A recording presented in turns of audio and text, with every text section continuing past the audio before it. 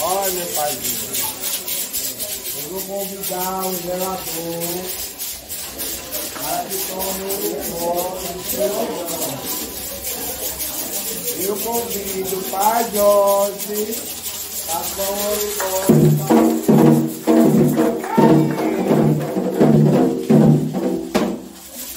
Bom dia a todos, a benção, né? A todos. Eu peço um avô do meu pai da Oliveira, avô dos meus mais velhos. Oh! Obrigado. Para mim é uma honra estar aqui na casa do pai Giraldo, né? Para tomar o urucó, né? Alabê. Alabê. E senhor Augusto, do pai.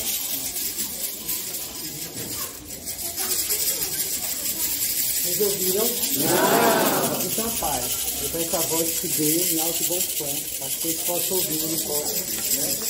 Do seu Augusto, né? Do seu Alabê. Orixá, Urucó Penê.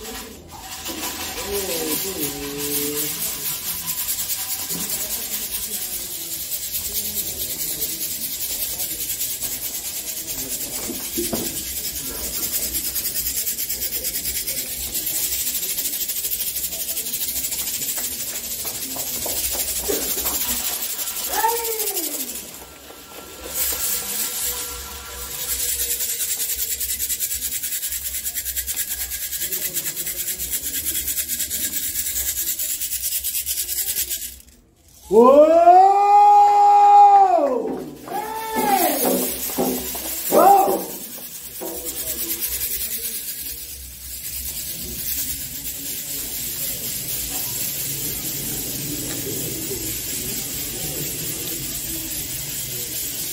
Uou!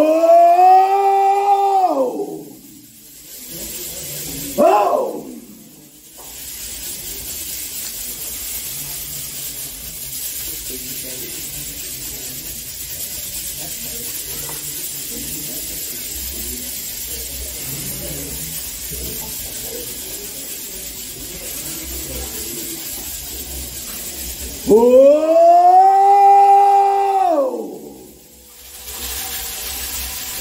Uou!